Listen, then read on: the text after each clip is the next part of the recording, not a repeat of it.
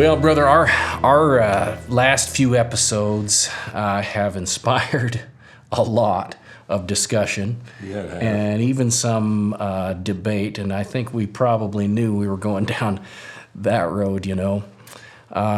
We like debate. We like hearing people's opinion. Yeah, I love it. I love it. You know, as I said before, if it goes boom, I probably like it. Yeah. Yeah. You know, I'll never forget when I was packing out on Shepherd's Creek with Bob Barlow, and I don't know, if I asked him or my son or somebody, you know, somebody else in the party might have said, "Hey, Bob, what's your favorite caliber?" I'll never forget how fast he reined. He stuck his feet out in the stirrups and he turned in his saddle. He says, I never get into discussion about calibers. Yeah, he told me the same thing. Yeah. You know, and it's something that philosophically I've kind of, you know, thought about a lot. And I think, you know, as hunters, and I'm certainly first and foremost guilty of this, you know, I have bought gear to win arguments. I've bought gear thinking that in my mind that was perfect for a scenario that already happened or that I thought was maybe going to happen, you know. And I think about, you know, we go back to our caliber discussion on our favorite calibers, and still to this day, one of our very favorite go-to calibers is the 7mm Remington Magnum for everything. Mm-hmm. We just know that it works, you know. And so I think it's really, you know, time that you and I need to talk about, you know, why it is that you just, you know, here in hunting, in Western big game hunting, and you as an outfitter, me as a guide and a hunter, and you're a hunter, we know that our experience and the experience of those that brought us up is always going to matter more than a manufacturer spec sheet. Yeah. You know, and I agree with you.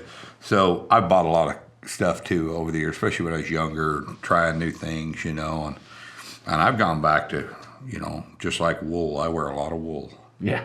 Yep. Because wool's kept me warm when it's wet and it's cold, you know, and I got Hagen, and Hagen likes to buy a lot of, he's always buying stuff, and I'm like, telling him, yeah, I wouldn't worry about that. I've tried that. It don't work. But he still has to go do it himself because we all have to learn. Oh, yeah. Oh, yeah. You know, I started that club, trust me.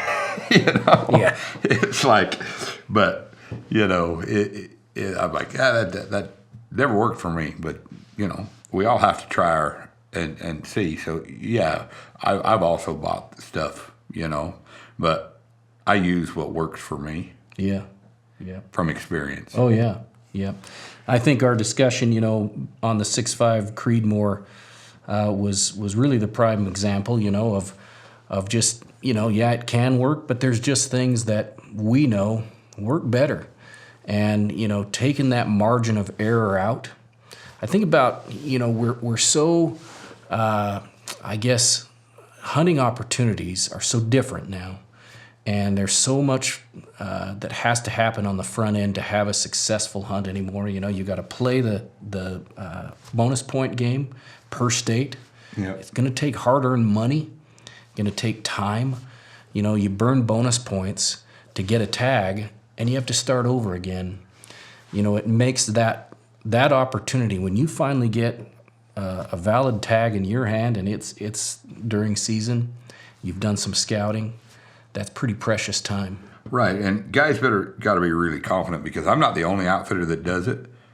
Most outfitters do, you know, and say you put in for 12 years for Wyoming, or you buy 12 bonus points. You wait 12 years and you draw a buck tag. You go into Area H with me, and we pack into Crystal Creek. Mm-hmm. You know, we go into Crystal Creek hunting, and all of a sudden, you know, daylight comes and there's a 32-inch buck, you know, 204-inch. Yeah. Big old bruiser with a big old cheater, you know, buck of a lifetime. And you're carrying your 6.5 Creedmoor. And you wound him, you draw blood. And even though I know that it's not a fatal hit, your hunt's over. Yeah. Yep. And every outfitter I know is that way. Yep. So, you know, because, say, the wind was blowing or, you know, you hit him, you know, just a little back or something. You know like what that. I always say to my sons and everybody that hunts with me? even as a guide, when I'm guiding, if I don't get buck fever, it's time to cover me over. Check my pulse. Right, and there's a lot of that goes into it Yeah. because you've waited so long. This is a giant buck or a bull, or I guide sheep hunters or moose hunters. I got moose hunters that got, like this year, I'm applying for moose and I got 30 points in Utah. I just talked to Doyle about it the other day. He told me which area to pull a tag in. I said, well, I don't have time to go scout. I don't have anything. I'm just going to hire you. Yeah. Because you're the Utah outfitter. I guided for Doyle forever. Yeah. And I guide moose hunters all over. But I don't have the time because I've got a full season full of hunters of my own. But I want to go get my moose because it's another notch towards my North American 29. Yeah. Right? Yep. Knocks another one off. And I'm not getting any younger either. But I can guarantee you I'm going to take what works. Exactly. Yeah. Exactly. But if I were to shoot that, if I hit a moose and I don't kill it, my hunt's over. Yeah. Right. Right? Yeah. So, use what, everybody wants to use what they, their buddies use and whatever. I use what works for me. Yeah. And a little more than maybe what you think you need is not a bad choice, you know. Is. Yeah. Not a bad and as we choice. talked about, nowadays just the the be all end all sort of solution for recoil management being the suppressor. They're accessible. They've done away with the tax stamp. Keep your record clean so you can get a suppressor. They're just such a powerful tool. And it's just evolution. We talked about that in one of our other episodes, of cartridges, and the, moving for the evolution of equipment. It's evolving with everything, just like now suppressors. Before it was, you had a barrel magna ported and then you had a brake put on it. And then now you're suppressed, know. Yep. And it's just the evolution. And same with bows, every year I have guys that are big time bow hunters show up with all this new equipment that's out new for the year, and it's pretty cool, Yeah, yep. One of our future episodes here, and we just get so many folks asking about it, is why we haven't talked more about hand loading. Mm-hmm. And, I think we have a couple of different perspectives on this. I told you that 10 years ago, we took it was a load of factory ammunition from if I said the name, everybody would know it. We noticed that there was some real significant variation, and just about went crazy trying to check the gun over. Finally started emptying the loads and realized that there was some real variation in bullet weight, in how much powder was in the case.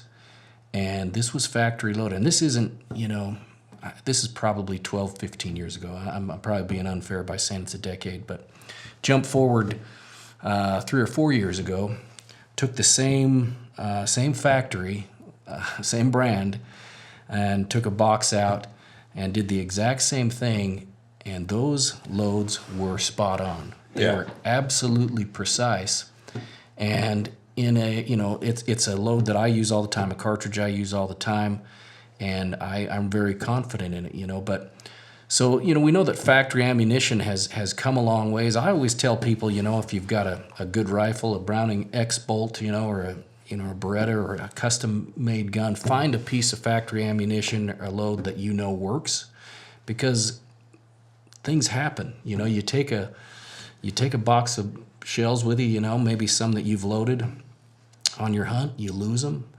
A horse falls down in the creek. You don't know what's happening. You need to go to the local sporting goods store and buy something that works. But at the same time, I think there's a really great argument to be made as to how hand loading increases those, or decreases that margin of error. Yeah. Well, we build custom rifles. We have our own custom rifle that we do, and it comes with a custom load that's developed for the rifle. Yeah. And it's all a package, right? Same with Gunworks, but they do sell Hornady ammo with some of theirs, and whatever. But, I shoot factory ammo as well, most of my lever guns. Yeah. I still shoot a core lock in, right? Yeah. Because they work. They've worked forever. Yeah. And you get back into these older rifles like, I'm big time into these old Winchesters and stuff, and these new FTX loads and stuff. The sights won't adjust down low enough to. They're still shooting high. Yeah. They were designed for the older loads, and so I do shoot a lot, and I shoot a lot of I don't shoot real hand loads for my handgun ammunition. I use factory ammo, and Yep. but my long range, if I'm going on a big hunt, it's going to be a precision package deal where the load is made for the rifle, Yeah. and that's me. Like everybody shoots different, load. I've had hunters, shoot game with these federal fusions and stuff like that, and they work fine. I've never used one myself, Yeah. I'm kind of a Burger and Barnes guy. Yeah, I love Burger Barnes. I love the old Nosler Accubons. The Noslers, the Spear, like they all make so many, and that's what I would say. Just make sure you use a really good projectile. There's so many good ones out there now. Well, and there again, I think time at the range, knowing what that gun's gonna like, and knowing how it groups, and just consistency, and having that confidence. One of the things we do talk about is feeling confident, getting confident at the range, and I think this is kind of where we've talked about maybe the 6.5 Creedmoor being the popular choice, of guys, because they, low recoil at the range, it performs so well, but there's such a difference in, the certainty that you have at the shooting range versus the real world application where you don't maybe have very much time. You've got environmental circumstances, wind, you get buck fever.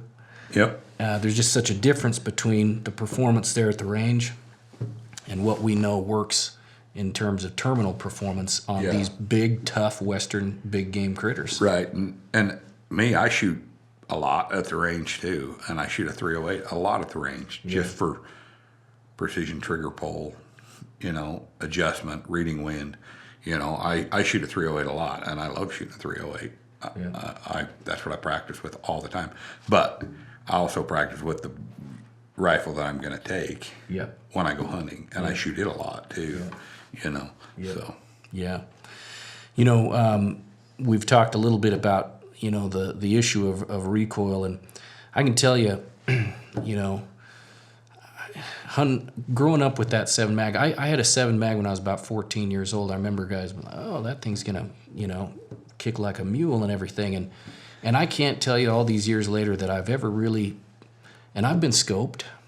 I was shooting at a bear down in a creek bottom and off of a switchback road, and man, it was steep, and I took one to the nose, but I really can't say there's been very many times that I've ever thought, man, that recoil bothered me when I was shooting at a critter, Yeah, and that's I can't either, but me as a guide and an outfitter, I'm standing right next, Neil laying right next to you, and I'm like, be sure and get your face back.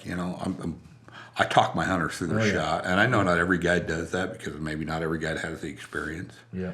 And they're just like, just kill that thing, But a lot of times, that's the problem is, uphill. Yeah. Shooting at things, you can get scoped or whatever. But with these new cans, suppressors, and like I've been muzzle blasted so many times by muzzle brakes. Oh gosh, as a guide, and so have you. And, but I just take it, like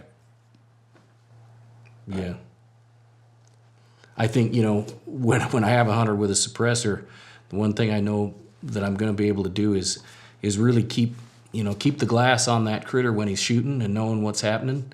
Whereas, you get next to a 300 Ultra Mag or something and that's ported, and two inches away from your ear, it might be kind of hard to keep the glass on. That's, talk about glass. We've got an episode on glass, and you brought a bunch of Swarovski optics. I've got some nice optics. Again, I think one of the things that improves our margin of error and improves our potential towards success is and even on your scope. I tell people, if you're going to binge a little bit in terms of how much you spend your money and what equipment you're going to really going to hurt over, buy good glass. Yeah, when you're glassing all day long, especially in heat waves, up in the high country in Wyoming, we don't get as bad a heat waves. It doesn't seem, but you get down in Nevada hunting the desert stuff, area 13, 15, and even like 231, 24. Some of those areas you're pretty much in the heat, even in October. Oh yeah. And good glass helps it Oh yeah. a lot. Yep. I'm kind of an optics whore. I like high-end optics, because of the guys I learned from. Did a lot of hunting with Doyle and did a lot of hunting with Riley, and I learned from those guys that and then a lot of these high-end sheep hunts and stuff that I've guided in Alaska, mountain goats. Trying to judge an animal, a sheep, whether you want to cross 3 mountain ranges. Yeah. Right. To go over there and, you want to make sure before I do that I'm pretty sure he's a legal ram. Yeah, exactly. Yeah, and I think, I think that's still, valid. I mean, I know there is a lot of good glass out there. I think Vortex has probably made, some pretty good glass, some decent glass that's affordable to guys. But I still think, if you really want to spend your money on something that's going to return real value out in the field, I tell people, overspend on glass. Well, I always get that thing. Well, their warranty's the best. Well, yeah, but I've never had to have a pair of Swarovskis warranted before. Yeah, right. So yeah, I spend more money for it, but I never have to worry about it being warranted. Yeah, right. And it's never let me down when I've needed it. Yeah. If it needs to be warranted, it's let you down somewhere. Yeah. Yep. I know another question we get sometimes is, why we kind of make some choices that, one guy, wrote in and said that our 7 mag was kind of boring in this day and age. There's so many other choices. The, what is it, a 7mm Western, and I mean, you've got backcountry. Yeah, 7mm backcountry. You've got, I guess the 6.8 Western. You've got, so many variations of 284 now. You and I both love a 28 Nosler. You hunt a lot with a 28 Nosler. But some of these arguments are still happening because that old boring stuff still works. It still works, and it's very good. And I have a lot of clients that come that have saved. You get a firefighter, or you get a police officer from New York that saved his whole life to go. Yeah. And he's built 12 or 15 points to go after the mule deer of a lifetime. And he has saved his money for the last 15 years of his career to retire, and this is the trip that he takes. And he may not have the money to, Yeah. Yep. because he has to live the rest of his life on the money that he made to retire with. Yeah, absolutely. And he's comfortable with a 300 Win mag or a 7mm Remington mag. Yep. And I got 2 guys that are coming with me this year, and they're both big time 300 Weatherby guys. And I'm like, there's nothing better, you're going to do just fine on elk with a 300 Weatherby. Yeah. You're going to kill an elk. Yeah. Yep. We're just going to make sure you practice with a good bullet. Yep. Isn't it? I love hunting with guys like that are just, they're there and they're just drinking in every minute of it. That's just such a a good but time. I get all different types from my side, and you've seen that guiding too. So you get some guys that'll go get the best equipment. They'll call me up and they'll be like, Jesse, do I need to? I know you got this rifle. Do I need to order one? Well, yeah, I'd like to sell you a rifle, but do you have to have it? Is it better than the 28 Nosler you're already shooting, the Browning Hell's Canyon? Yep. Well, if your rifle's shooting and you're comfortable with it and you're shooting it at 800 yards and busting 10-inch steel every shot, or 9 out of 10, I don't think you need to go spend $7,000 on a rifle. Yeah. Exactly. But I get guys that show up with the best thing. I get guys that show up look like they're a Kuiu model. Yeah. Me, I might show up looking like I'm a Schaefer model or something, you know. Yeah. But you know, they. You and I both remember the days when it was a pair of Wrangler jeans and a flannel shirt. I still wear regular jeans a lot because Yeah. you know, Old Lee Ryder coat, you know. yeah, right. But guys show up that way, and you know, a lot of guys can do that, but other guys don't do that. Yeah. And they use what is good for them. But the old stuff still works. I'm a big believer in wool and rubber rain gear. I'm not a fan of Gore-Tex rain gear at all. Yeah. Especially in Alaska. Yeah, and especially on a horseback where you know the only dry spot I got on my body is in my armpit. Right. Yeah. Right. Yeah. You know, and you and I, you know, we wear 100% beaver hats. You wear a Chaz hat. I wear a Chaz Mitchell hat. I ride in one because what fends off water better than a beaver? He lives in water. And lasts forever. Right. So, you know, what we use has always worked for us. And so, but the 7M Remington mag, back to that, you know, and that, a lot of guys may not think, but it works. It works. Yeah. And the old stuff still works. Yeah. Yeah. Exactly. The new stuff works too. Yeah. Well, and there's something. But there's you know, a lot of replicas coming out on a lot of new stuff. That, you know, the 7 backcountry is not a replica; it's a new thing. And I never discourage anybody from buying another gun.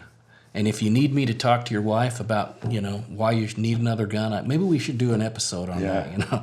But no, I'm always up for buying new gear. But you know, there's something to be said for me. I know if I have a tag that I've waited for, that I've invested a lot in, man, I reach into my gun case and I either grab out my old Browning 300 mag or my old Mauser 7 mag. I mean, that old Mauser is put together in the 80s, you know. Right. But it just works. I know, you know, it's so predictable. I know without even having to dial my scope or even, I mean, honestly, without even a bullet drop compensating reticle, I kind of know how that bullet performs. Right. Yeah. At ranges, through the wind, I mean, all of that stuff. The other thing that I feel like I'm able to do, and one of the challenges I think for new hunters coming in, I think back, you know, when I first kind of was helping the GI docs out, you know, and obviously, you know, they hadn't hunted. They always wanted to, but they hadn't been able to. And I think they were trying to sift through, what of this technology do I absolutely need? And this guy uses this and this guy uses this. There's got to be one answer for it. And sometimes there really isn't. It's what you build confidence in and what you know works. Right. And if you don't have that experience, trust somebody who does. Right, and you know, it's like knives now. Man, there's so many good ones out there. You know, there's Havalon, there's Outdoor Edge, there's all these knives. You know, and still my go-to is a buck 110. Yeah, there you go. You know, Yeah. and it's sharp, and I can sharpen it, and I use it a lot. Yeah. Do I cape with it? No. Yeah. I use a Havalon or a Outdoor Edge when I'm caping something, but for one that I carry and use every day, like, you know, I get a mule down. Yeah. If I got to cut sash lines, you know, whatever. It's Some of that is just because you can get it out of your, you know, you get out so fast. Yeah. Yeah, and when you got you know, and I've had an Outdoor Edge that I was afraid the blade was going to come open in my pocket, and you know, I don't want to get cut down there. Yeah, right. Yeah. But I was a late adopter also for the Outdoor Edge knife, but I mean, I love them now. Obviously, I spent so many hours sharpening. You know, think about times I was driving up to northern Idaho to go hunting, and I spent the whole ride sharpening a knife. But it's just like that, you know, the pros and cons. Like I say, like this old knife here, you know, it's a buck 110. It's pretty, you know, for a knife, it's pretty safe. Yeah. But you know, you take these things and you've got to start changing a blade out, and you cut your artery because you slip putting a new blade in there. Yeah. You know, so then you've got to have a multi-tool to. Or you play guitar for a living. Yeah, you know, to change the blade. And believe me, I've cut myself changing blades. And somewhere in Alaska and stuff, you know, there's places you don't want to cut yourself deep. Exactly, absolutely. Places here in the West, you don't want to cut yourself deep. Right. So I still old school. I mean, what's old school more than a buck 110? Yeah. Absolutely. Yeah. No kidding. Folks, Western big game hunting can be kind of an unforgiving activity. You got so many factors involved and so many environmental factors when you get out there, and just tough country. That's kind of why we sort of lean towards some of these tools that have a little bit of forgiveness and decrease our margins and increase our chances. And again, anytime we can choose to prepare and spend time with that gear, and increase our chances even further, by being confident when we get out there. Everybody's going to make a mistake. That's going to happen. Oh, yeah. Yeah. And it happens to everybody. If you hunt long enough, you'll have a story about the one that got away because you messed up. Hunter error, Yeah.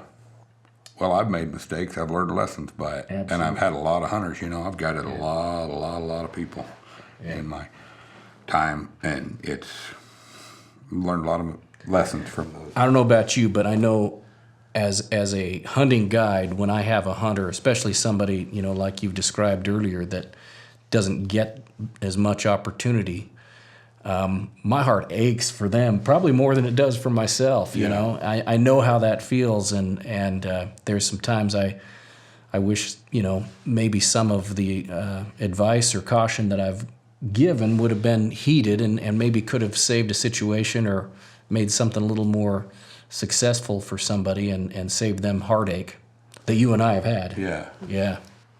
And that it's all about choices. Amen. Yeah. Folks, if you want to learn more about how you can hunt with Saddlehorn Outfitters, you can go to Jesse's website, saddlehornoutfitters.com. You can send him a line.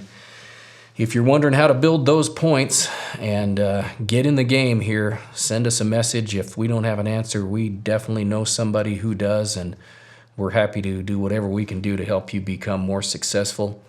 Send us your comments.